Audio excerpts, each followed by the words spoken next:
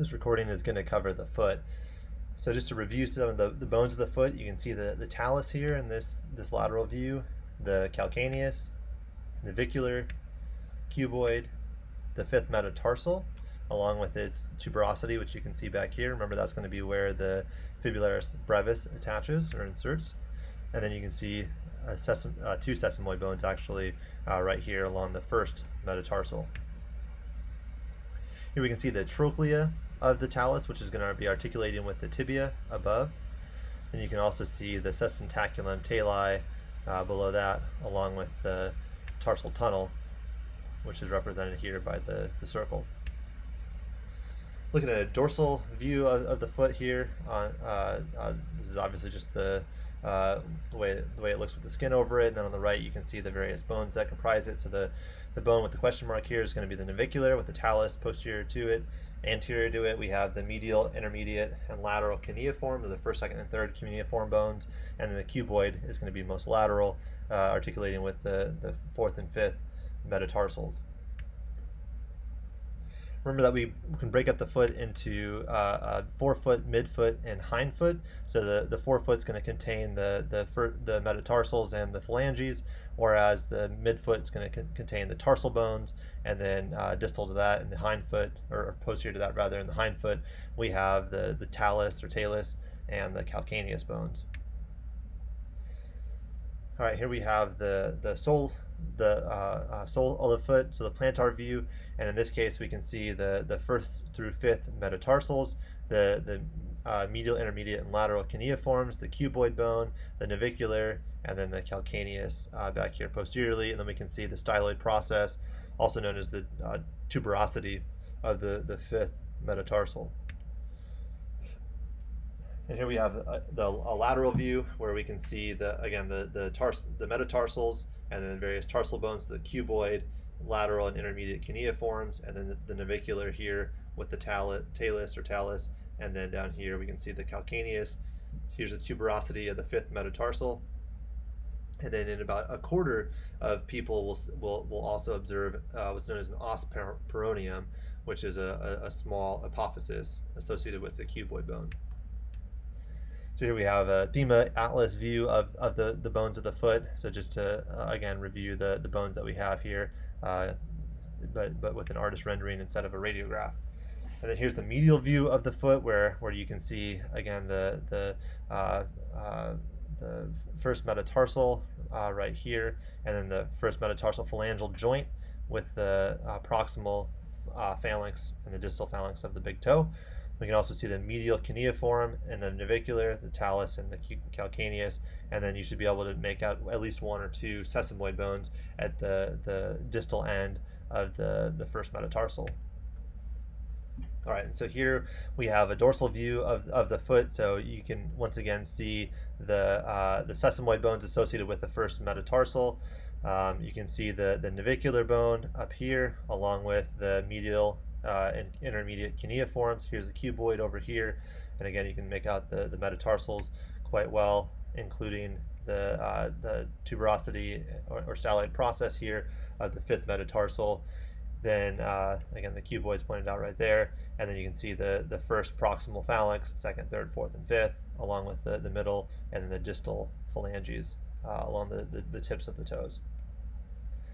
Okay, so now looking at a lateral and oblique view of the foot. So this is going to be the lateral view here and the oblique view up here. So again, we can see the calcaneus, cuboid bone, navicular, and talus. And then over here we can see cuboid, navicular, calcaneus, and then the metatarsals. And here you can see the sesamoid bones right there. All right, so I'll give you a second to evaluate this conventional radiograph here of the foot, see if you can identify what the abnormality is. And again, you'll note that there was an avulsion fracture here of the fifth metatarsal tuberosity, so that's going to be, again, right at the site of the attachment of the fibularis brevis.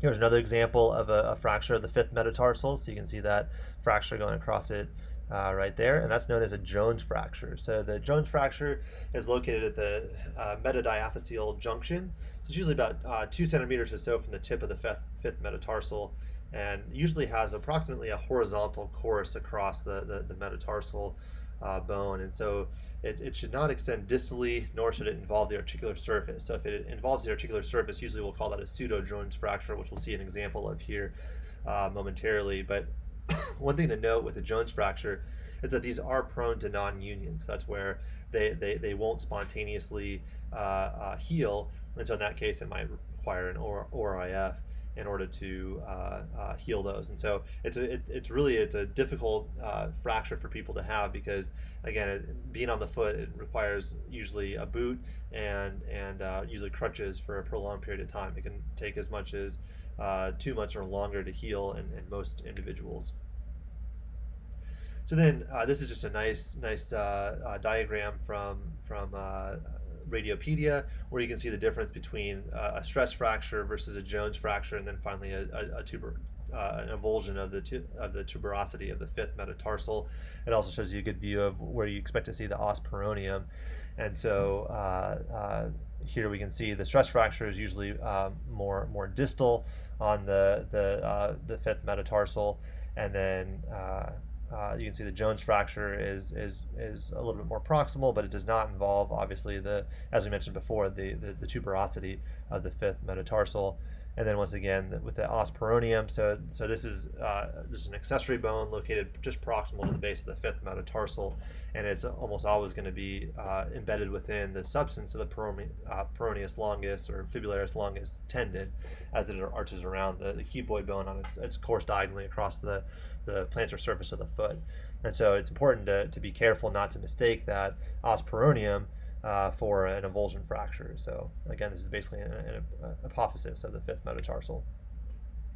And so here we see what the normal apophysis will look like.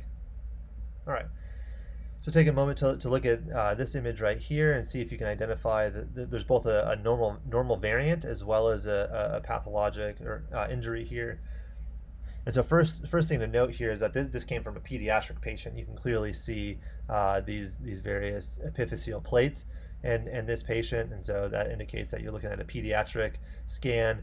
And so here, looking down here at the fifth metatarsal, you'll notice that there's two lines that you have going across the fifth metatarsal here. And so one thing to note here is the orientation of these lines. So with the apophysis, usually this is more longitudinal in nature, so it's usually going to run roughly parallel to the shaft of the metatarsal and won't extend proximally into the joint.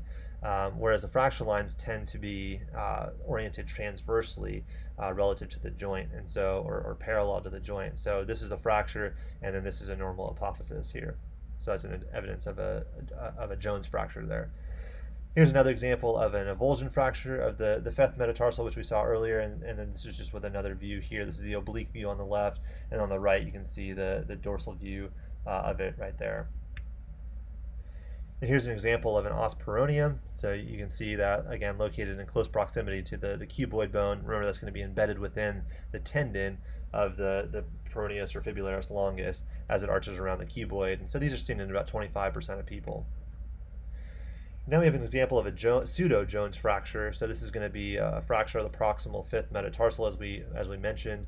But in this case, because it's reaching the articular surface, as you can see over here, that indicates that it's a pseudo-Jones fracture. So if it was going across this way, it would be just a Jones fracture. But this way, when it involves the articular surface, then we call it a pseudo-Jones fracture. And then finally, this is note the orientation of the line in this example. So this is going to be a normal apophysis of the proximal fifth metatarsal. And this is an example of bone spurs, also known as calcaneal spurs in this case, where again you're looking at the calcaneus and you can see these evident spurs in this person. And so oftentimes these are associated with plantar fasciitis. We don't know yet whether these are causative of the plantar fasciitis or what exactly the relationship is between calcaneal spurs and plantar fasciitis, but they do oftentimes cause pain for people that are experiencing them. And so, as some of you are probably aware, our president right now has said that he did not serve in the military because he had bone spurs in his feet, so it would have been a calcaneal bone spur, and so that precludes people from serving in the military. So not to be political by any means, but just if you hear somebody talking about bone spurs, typically they're talking about calcaneal spurs in their foot. And finally, looking at this view of a foot, so you can see this is actually a medial projection, and you can see this evident what looks like potentially a fracture there, but more likely that is actually just a calcaneal apophysis. And so there's a condition known as Sever's disease that can affect that. And so that's apophysitis of the calcaneal apophysis. And so that's this inflammatory condition that's common in children and young adults. And then looking at this image right here, you can see this is a fracture of the navicular bone. And so that is the end of this lecture.